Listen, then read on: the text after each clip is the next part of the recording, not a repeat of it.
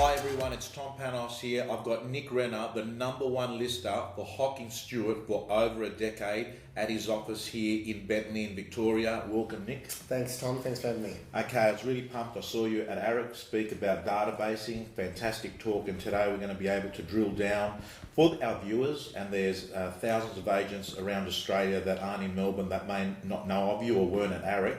Can you give me the background to Nick Renna and real estate? How long have you been in the business? I've been in the business now for 17 years. I started off by selling rural property down the peninsula and then made my way up this way. And been in Bentley now for probably about a good 14 years, about 17. Okay, and out of those 17 years, how many years have you been an owner? An owner probably about 14 years. Okay, and we spoke yesterday and you indicated that even though you're an owner, you see yourself as being a sales agent. You list and sell, that's what you love doing, and that's what you do most of your time. Yeah, I don't run the business. I have a general manager that runs the business, and I just find listing and selling is what I love to do. So I've just made that decision that that's where I'm going to be. Okay, what makes you so good that in a good group like hockingstuart that for 10 years in a row you've been able to be the top lister? What is it that means that you've got that sustainable behaviour of getting that result? I think a lot of it comes down to work ethic as well, but it's also just understanding that in this game that you need to have your sort of fingers in a lot of pies, right? And that is different areas of getting leads or lead generation.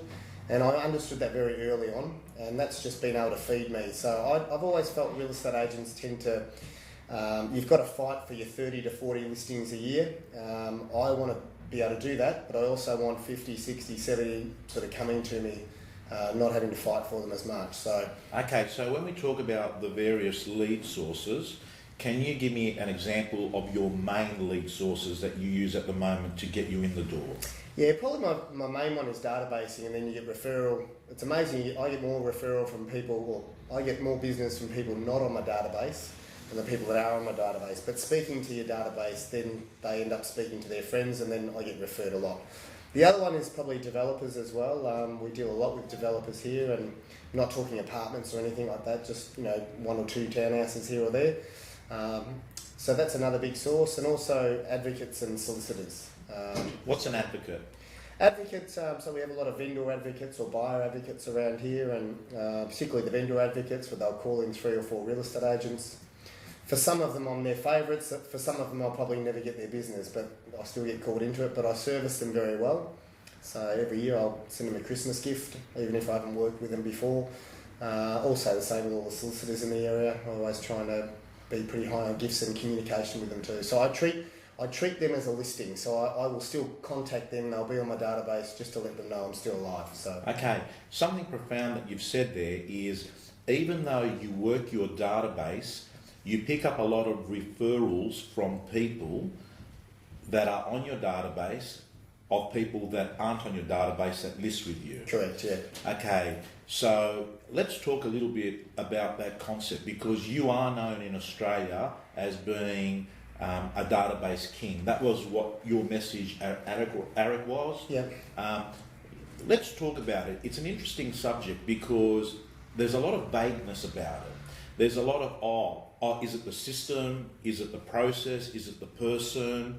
How often do you speak to them? Can we just break into it? To you, what is the key issue with databasing in real estate? It's just communication. I think any survey that you did with any seller or buyer, it's just about communication. It's about maintaining that and keep the communication as high as possible, but also good communication. It's not necessarily ringing them up saying, have you got a house to sell? It's just ringing up to see how their life's going, what they're up to, and if you're thinking about anything, just I'm here for you. Right. Help.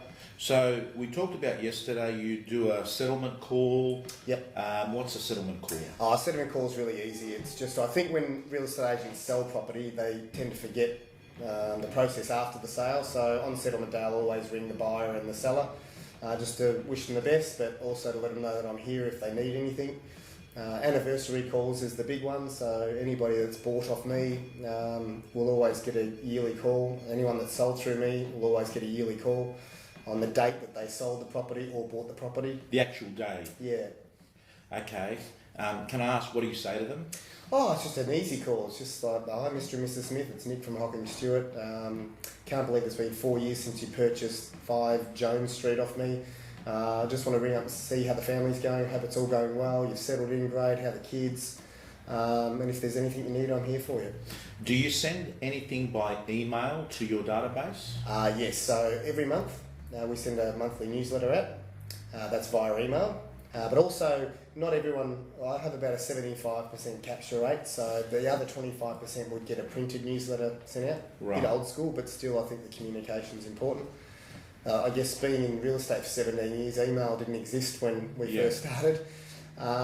Also, we have a CMA report that goes out to all the anniversary calls. So anyone that has bought off me over the last 17 years on their anniversary, they also receive a market update with all the sales that have occurred in that suburb, right, in their price bracket.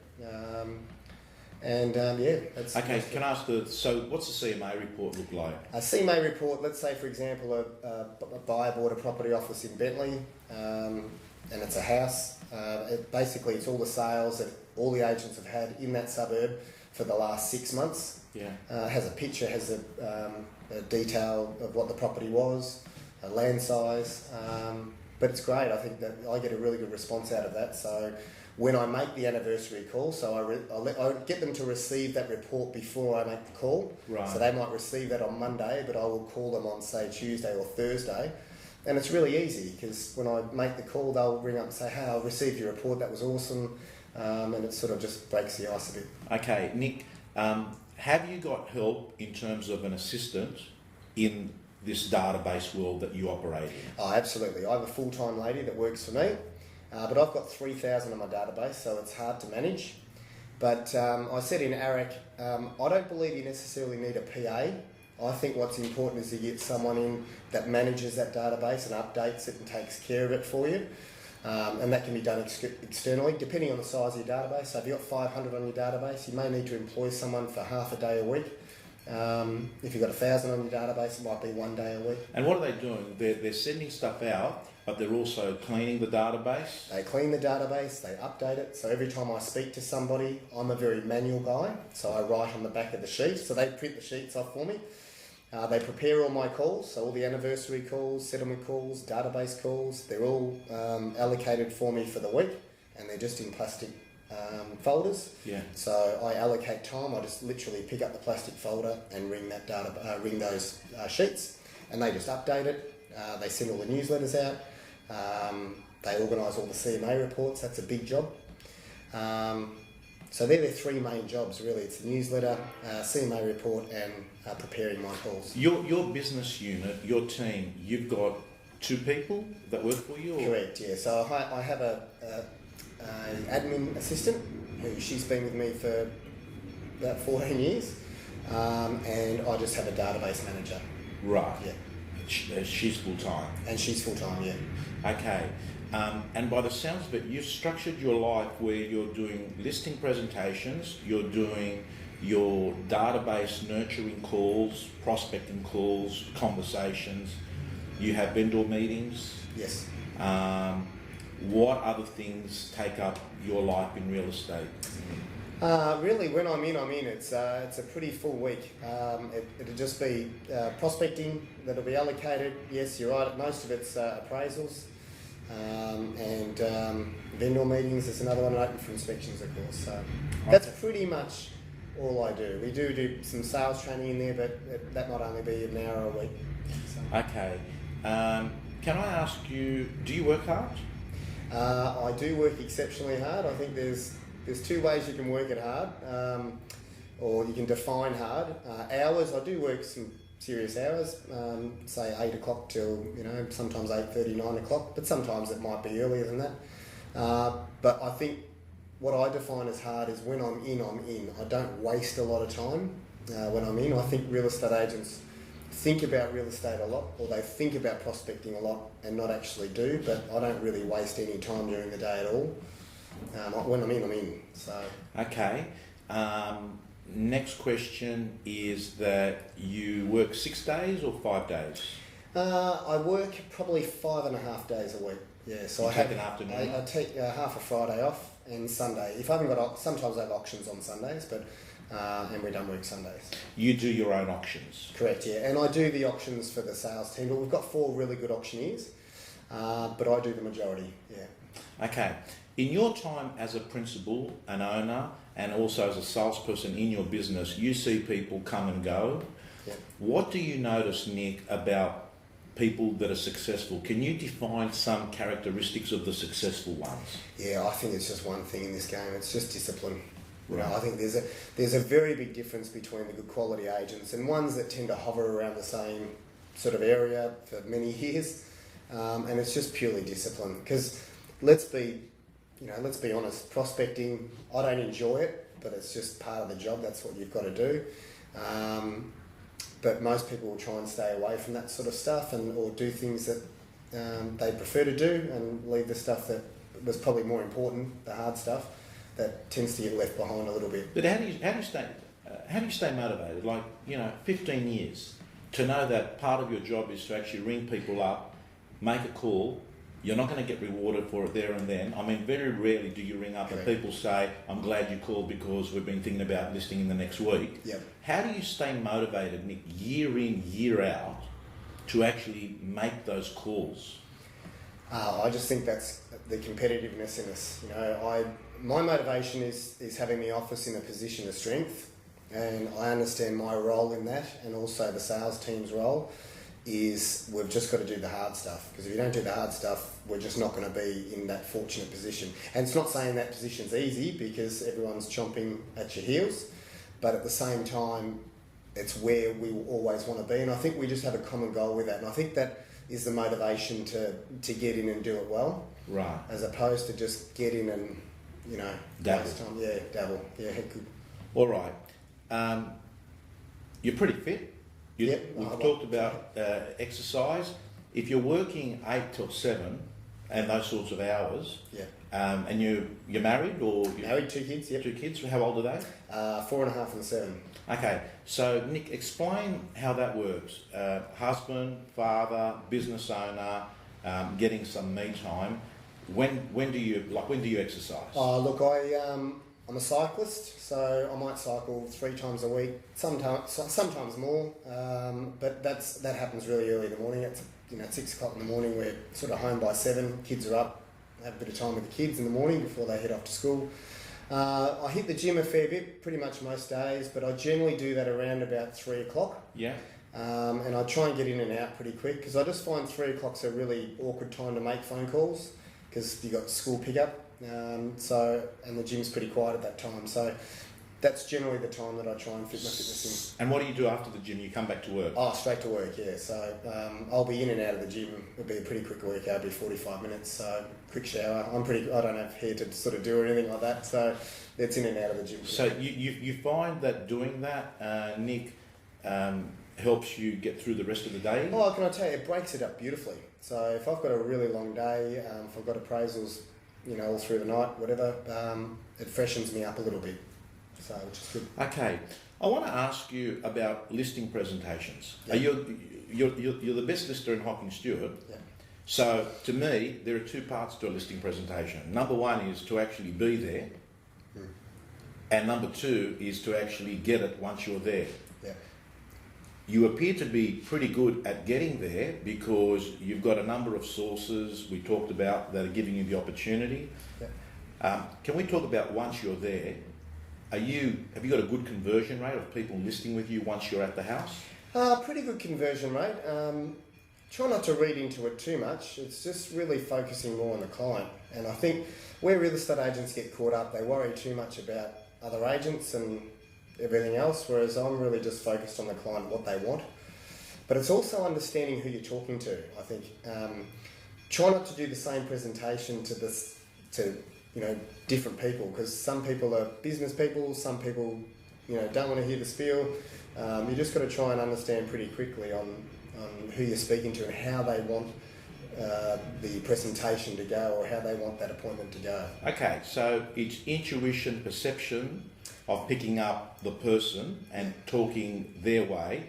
Do you think that that's something people are born with, or is that something that you've got better with? Oh, it's something I've gotten better with. But you can work it out fairly quick walking through the home. I mean, that's a completely different session, I think. But, finding out what they do for work is a really good one. If you're dealing with like an accountant or a teacher, you want it to be fairly detailed. If you're dealing with a business owner, it's a pretty quick appointment. If you're dealing with really social people, it's a real chatty appointment. Right. And it's just trying to work out that, and that's not always easy to work out. But at the same time, you just can't present the same way as you do to one person to everyone, because I think everyone's just different. It's just trying to be a chameleon, I think. Okay, so do you go to typically, if you haven't had much to do with the people, is it a 2-stage listing presentation? Correct, yeah. So what's the first one look like? First one's really the walk through the home, trying to get a bit of rapport, trying to work out their plans and their timing, which most real estate agents would do, finding out what's important to them, and then really that sets up for me for the next appointment on how I present and what I present, what sort of schedules we have, making sure that we sort of fit in with what their plans are. Some agents go in and close to the business on that second appointment, others don't. What's your approach? I find a lot of the times if they're sellers, if you haven't closed on the second appointment, you're in trouble. Right. Even if they've got agents coming back, I think you're in a bit of trouble. You ask for the business? I do. I'm not a hard closer. I'm not a bulldog. But if I'm feeling it, if I feel like if you feel like we were getting on and you could have that energy level that it feels right, what's something that you'd say to me to move me to that next level? Well, the first question I'd ask before we presented the report on the second appointment would be, are you leaning towards anybody at this stage? And sometimes they might say, yeah, we're leaning towards you, or it's out of you and whoever. I really just want to find that out just so I know how I'm going to present. Halfway through, if I feel things are going well, I'll just say, look, are you comfortable with hockingstuart? Are you comfortable with me handling the sale? Or are you comfortable working towards this date?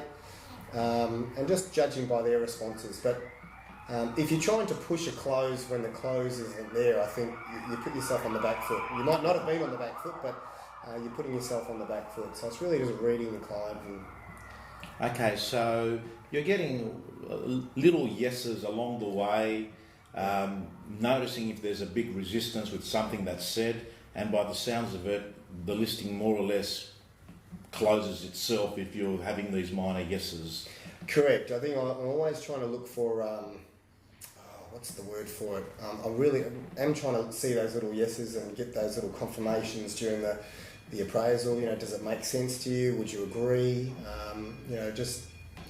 Very question-based, your presentation? It is. The first one is, The second one is really just explaining the process to them. I think gone are the days where owners want to see the agent beating their chest. It's really, they want the agent, they want to know what the process is about, they want to know what the communication's about, they want to know that you're on their side. And if you just lay that out for them, and I think it's a lot better than saying we're better than them, we get better prices than them, and I think those days are gone.